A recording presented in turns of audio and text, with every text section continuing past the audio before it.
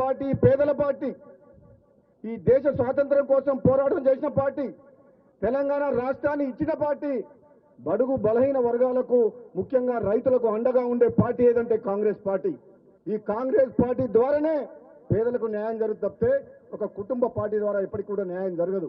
కాబట్టి సోదరులారా, ఏది ఏమైనా కానీ సోదరులు కోమటిరెడ్డి వెంకటరెడ్డి గారి నాయకత్వంలో, ఉత్తమ్ కుమార్ రెడ్డి గారి నాయకత్వంలో జిల్లాలో వెనుకబడిన అభివృద్ధిని కానీ, నిర్లక్ష్యంగా వదిలేసిన ప్రాజెక్టుల విషయంలో కానీ ముందుకు పోయే బాధ్యత మనది. మన అందరం కలిసికట్టుగా ఈ జిల్లాని ప్రతి ఎకరాకు సాగునీరు తీసుకొచ్చే విషయంలో కానీ, పేదలకు అండగా ఉండే విషయంలో కానీ, ఏ అభివృద్ధి విషయంలోనే సరే వెనుకడుగు వేసే ప్రసక్తి లేదు. అంత ముందుకున్న మంత్రి ఉన్నాడు, వాళ్లకు పదవులు ఉన్నాయి కానీ వాళ్ళ ముఖ్యమంత్రి దగ్గర మాట్లాడే ధైర్యం లేదు. మనకున్న మంత్రులు కేవలమే, కానీ ముఖ్యమంత్రి స్థాయి ఉన్న వాళ్ళిద్దరు కూడా, ఉత్తమ్ కుమార్ రెడ్డి గారు కావచ్చు, కోమటిరెడ్డి వెంకటరెడ్డి గారు కావచ్చు, మామూలు నాయకులు కాదు. వెంకటరెడ్డి గారు తెలంగాణ కోసం మంత్రి పదవి త్యాగం చేసినంటే ఈ ప్రజల పట్ల, ఈ నల్లగొండ జిల్లా పట్ల, ఈ తెలంగాణ రాష్ట్రం పట్ల ఎంత కమిట్మెంట్ ఉన్నదో అర్థం చేసుకోవాలి. పదవుల కోసం పాకులాడే వ్యక్తి కాదు కోమటిరెడ్డి వెంకటరెడ్డి. తన పదవినే తృణప్రాయంగా వదిలేసిండు. ఆ రోజు తెలంగాణలో పిల్లలు చనిపోతుంటే కోమటిరెడ్డి వెంకటరెడ్డి గారు మంత్రి పదవిని వదిలేసినంటే మామూలు విషయం కాదు. ఎంతో మంది పిల్లలు ప్రాణత్యాగం చేస్తుంటే చూడలేక ఈ తెలంగాణ రాష్ట్రం సాధించాలని చెప్పి, 60 ఏళ్ల కళ పూర్తి కావాలని చెప్పి, ఈ ప్రాంతానికి అన్యాయం జరుగుతుందని చెప్పి తెలంగాణ రాష్ట్రం కోసం పదవి త్యాగం చేసిన వ్యక్తి. ఎవరో ఏదో మాట్లాడుతుర్రు. నిన్న మొన్న రాజకీయాలకు వచ్చిన వాళ్ళు, తెలిసి తెలవని అవగాహన లేని వ్యక్తులు, అది అన్ని మంచి పద్ధతి కాదు. ఒక వ్యక్తి అవతల వ్యక్తి గురించి తెలుసుకొని వాళ్ళ త్యాగం ఏంది, వాళ్ళ కష్టం ఏంది, మానవత్వంతో మంచితనంతో ఈ ప్రాంతం కోసం ఇన్నేళ్లుగా ఎట్లా కష్టపడుతుందో తెలుసుకొని మాట్లాడాలి. కానీ నోరుంది కదా అని చెప్పి సోషల్ మీడియాలో కానీ ఏది పడితే అది కరెక్ట్ కాదు.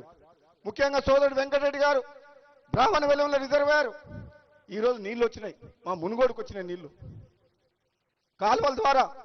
ఎంత సంతోషంగా ఉన్నదంటే ఉత్తమ్ కుమార్ రెడ్డి గారు మంత్రిగా వచ్చిన తర్వాత ఒక్క నిమిషం కూడా అసెంబ్లీలో కానీ బయట కానీ ఒక్క నిమిషం వేస్ట్ చేయకుండా ప్రాజెక్టుల గురించి పాటుపడుతున్న వ్యక్తి. అంటే మీకు కాంగ్రెస్ పార్టీకి మంచి పనులు చేస్తుంటే, మీకంటే మీరు చేయలేని పనులు కాంగ్రెస్ పార్టీ ముఖ్యమంత్రి గారు కానీ, ఉత్తమ్ కుమార్ రెడ్డి గారు కానీ, వెంకటరెడ్డి గారు చేస్తుంటే మీకు మింగుడు పడతలేదు, కడుపు మండుతుంది. నేను చెప్పిన అసెంబ్లీలో కూడా మీకు ఒక్కరికే తెలివి ఉందని అనుకోకండి. మీరు ఒక్కరే పోరాటం చేస్తే తెలంగాణ రాలేదు. తెలంగాణ ఉద్యమంలో సకల జనులు ఉన్నారు, మేము ఉన్నాం. పార్లమెంట్ సభ్యునిగా నేను కొట్లాడినా, ఎంతో మందిని కొట్లాడితే తెలంగాణ వచ్చింది. మీ యొక్క బీఆర్ఎస్ పార్టీ సొంతం కాదు తెలంగాణ, మీది కుటుంబ పార్టీ, ఇది మాది జాతీయ పార్టీ, పేదల పార్టీ. కాబట్టి సోదరులారా, ఏదో సోషల్ మీడియాలో కానీ అక్కడ కానీ ఏదో మాట్లాడుతున్నారు తప్పితే నిజంగా కాంగ్రెస్ పార్టీ మీద వ్యతిరేకత లేదు. వాళ్ళు క్రియేట్ చేస్తున్నారు. ప్రజలు కేసీఆర్ని కోరుకుంటున్నారంట, నవ్వుతున్నారు ప్రజలు. ఎవరు కోరుకుంటున్నారు? మరి కోరుకుంటే నేను ఫామ్ హౌస్లో ఎందుకు కూర్చోబెట్టిండ్రు? నేను ఎందుకు కోరగొట్టిండ్రు? నువ్వు అసెంబ్లీకి రానివి మీటింగ్లకు వచ్చి బహిరంగ సభలు పెట్టి మాట్లాడుతున్నావు. నువ్వు నిజంగా ఏదైనా మాట్లాడదలుచుకుంటే ప్రధాన ప్రతిపక్ష హోదా ఉన్నావు కదా, ప్రతిపక్ష నాయకుడిగా ప్రజల సమస్యల్ని అసెంబ్లీలో మాట్లాడు. మాకు ఆ సలహాలు, ఈ సూచనలు, తప్పు చేస్తే మమ్మల్ని అడుగు, మేము చెప్తాం. మీరు మాట్లాడుతూ మీరు చేసిన నిర్వాహకం ఏంది, మీరు చేసిన అప్పులు ఏంది, మీరు కట్టిన ప్రాజెక్టులు ఎట్లా కూలిపోయినాయి, ఈ రాష్ట్రాన్ని సర్వనాశనం చేసింది ఎట్లా చేసిన మేము చెప్తాం అసెంబ్లీ సాక్షిగా. మా ఇరిగేషన్ మినిస్టర్ గారు చెప్పారు, రాష్ట్రంలో ఇరిగేషన్ ప్రాజెక్టుల పరిస్థితి ఏంది, రాష్ట్రంలో ఆర్థిక పరిస్థితి ఏంది, రాష్ట్రంలో కరెంటు పరిస్థితి ఏంది, రాష్ట్రంలో అప్పులు ఎట్లున్నాయి, ఉన్నది ఉన్నట్టుగా తెల్ల కాగితం మీద చూపించినాం. ఎందుకు రాలేదు కేసీఆర్ అని అడుగుతున్నా. అసెంబ్లీకి దమ్ముంటే అసెంబ్లీకి రా. తెలంగాణ ప్రజలు ఇచ్చిన తీర్పును గౌరవించి ప్రతిపక్ష హోదాలో వచ్చి ప్రతిపక్ష నాయకుడిగా మాట్లాడు. మీ సమాధానం చెప్తావు. నువ్వు ఎంత నిర్వాహకం చేసినావు, నువ్వు కుటుంబం ఎట్లా దోచుకున్నావు, వేల కోట్లు లక్షల కోట్ల రూపాయలు ఎట్లా అప్పులపాలైంది రాష్ట్రం అని చెప్పి మేము చెప్తున్నాం. నువ్వు ఎక్కడో మీటింగ్లు పెట్టుకొని నువ్వు అవినీతి సొమ్ము ఉంది కదా అని చెప్పి జనాన్ని తీసుకొచ్చి మాట్లాడితే కుదరదు. తెలంగాణ ప్రజలు నమ్మరు. 1000 జన్మలు ఎత్తినా మళ్ళీ బీఆర్ఎస్ పార్టీ రాదు. మన జిల్లా మంత్రికి ఏమైనా సోయుందా? వెంకటరెడ్డి గారినా విమర్శించేది? అసలు ఆయనకు ఆత్మగౌరవం ఉందా? కేసీఆర్తో మాట్లాడే దమ్ముందా? ఇక్కడ ఉన్నది. ఇక్కడ ఉన్న ప్రజానాయకుడు, మా ఎమ్మెల్యేలం, ఎంపీలం, మేమందరం మామూలులం కాదు, అసాధ్యులం. ఏదంటే అది కొట్లాడతాం, ఈ నల్లగొండ జిల్లాని అభివృద్ధి చేస్తాం. ఆ సత్తా ఇప్పుడున్న నాయకులకు ఉంది. నేను చెప్తున్న సోదరులారా, మాయ మాటలు, దుష్ప్రచారాన్ని నమ్మొద్దు. కాంగ్రెస్ పార్టీ కార్యకర్తలు ధైర్యంగా ముందుకు పోవాలి. రాబోయే స్థానిక సంస్థల ఎన్నికల్లో జెండా ఎగరాలి మళ్ళీ ఒకసారి మన కాంగ్రెస్ పార్టీ. వాళ్ళేదో మాటలు చెప్తుర్రు, మేమేదో చేయలేదంటున్నారు. చేసి చూపిస్తాం. ఇంకా సమయం ఉంది కాబట్టి తొందరపడాల్సిన అవసరం లేదని చెప్పి తెలియజేస్తూ, ఈ కార్యక్రమంలో పాల్గొన్న మీ అందరికీ కూడా మరొకసారి ధన్యవాదాలు తెలియజేస్తూ సెలవు తీసుకుంటాం. Thank you sir, thank you so much. ఈ సభను ఉద్దేశించి తమ అమూల్యమైన సందేశాన్ని ఇచ్చినందుకు ధన్యవాదాలు తెలియజేస్తూ, సార్ పోడియం అక్కడ పెట్టమంటారా madam? Okay, thank you sir. ఇప్పుడు మీ గురించి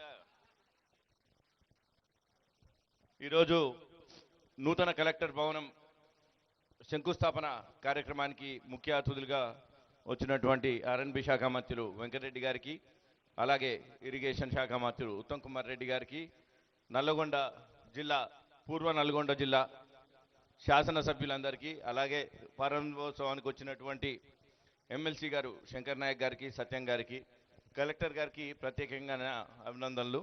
అలాగే కార్యక్రమానికి వచ్చినటువంటి వివిధ ప్రభుత్వ ఉద్యోగులకు, మీడియా మిత్రులకు, పోలీస్ మిత్రులకు అందరికీ నా ధన్యవాదాలు. ఈరోజు మన నల్లగొండ జిల్లా ఇన్నాళ్ళ నుంచి ఉన్నా కానీ పక్కాగా పూర్తి స్థాయి కలెక్టర్ భవనం ఇప్పటివరకు లేకపోవటం, అది ఆర్ఎన్బి మంత్రి గారి దృష్టికి వచ్చి ఇప్పుడు ఒక ముందు కేసీఆర్ గారు వివిధ జిల్లాలను విభజించిన తర్వాత హైదరాబాద్ వదిలేస్తే దాని తర్వాత ఉన్న పెద్ద జిల్లా నల్గొండ జిల్లా మాత్రమే. అలాంటి మన జిల్లాకు ఇప్పుడు కలెక్టర్ గారి ఆధ్వర్యంలో, ఆర్ఎన్బి మినిస్టర్ గారి ఆధ్వర్యంలో నూతన కలెక్టరేట్ భవనం శంకుస్థాపన చేసుకోవటం చాలా అభినందనీయం. అలాగే ఇందాక రాజకీయ పరంగా ఉన్న అంశాలన్నీ రాజగోపాల్ రెడ్డి గారు మీరు చెప్పడం జరిగింది. ఆ అంశాలన్నీ ఎట్లున్నా కానీ వివిధ శాఖల్లో ఉన్న ప్రభుత్వ ఉద్యోగులు అందరూ కూడా గత 10 సంవత్సరాల నుంచి కూడా పరిపాలన అంతా గాడిలో లేకుండా పోయిన పరిపాలనని మళ్ళీ గాడిలో పెడుతూ అన్ని రకాలుగా సహకరిస్తూ పాలనని గాడిన పెట్టేదానికి మీరందరూ సహకరిస్తున్నందుకు మీ అందరికీ నా ప్రత్యేక అభినందనలు. వచ్చే 3 సంవత్సరాలు కూడా ఈ సందర్భంగా ఇక్కడ ఉన్న వాళ్ళు ఎక్కువ మంది ప్రభుత్వ ఉద్యోగులే ఉండరు కాబట్టి మీకు విన్నవిస్తున్నా, మీరందరూ కూడా మాకు సహకరించండి. ఈ మిగిలిపోయినటువంటి మన అదృష్టం, మనకు ఇరిగేషన్ శాఖ మంత్రులు కూడా పూర్వ నల్గొండ జిల్లాకు చెందిన వ్యక్తే ఉన్నారు. ఆయన కూడా అహర్నిశలు ఈ కార్యక్రమాలన్నీ, ఈ మిగిలిపోయిన ప్రాజెక్టులు, లిఫ్ట్ ఇరిగేషన్ ప్రాజెక్టులు కానీ మిగిలిపోయినాయి అన్ని కూడా మన జిల్లాల పూర్తి స్థాయిలో వాటిని రెడీ చేసేందుకు ఆయన మనకు సహకరిస్తున్నారు, పాటుపడుతున్నారు. వాళ్ళందరికీ కూడా మనం సహకరిద్దాం. మీరందరూ కూడా సహకరించండి. అయిపోయిన అన్ని ఇరిగేషన్ ప్రాజెక్టులు కానీ, ఇప్పుడు పూనుకున్న అన్ని కార్యక్రమాలు కానీ మన జిల్లాలో అన్ని సాధించుకునే దానికి మీరందరూ సహకరించమని ఈ సందర్భంగా మిమ్మల్ని అందరినీ కోరుకుంటూ, మరొకసారి కలెక్టరేట్ భవనం ప్రారంభోత్సవ సందర్భంగా కలెక్టర్ గారికి, ఆర్ఎన్బి శాఖ మంత్రులు గారికి నా ప్రత్యేక ధన్యవాదాలు. Thank you sir. గౌరవ పార్లమెంట్ సభ్యులు తమ అమూల్యమైనటువంటి సందేశాన్ని ఇచ్చినందుకు ధన్యవాదాలు తెలియజేస్తూ, మరిన్ని వీడియోస్ కోసం ఛానల్ ని సబ్స్క్రైబ్ చేయండి. లేటెస్ట్ అప్డేట్స్ కోసం వాట్సాప్ ఛానల్ ని ఫాలో అవ్వండి. అండ్ లింక్ డిస్క్రిప్షన్ లో ఉంది.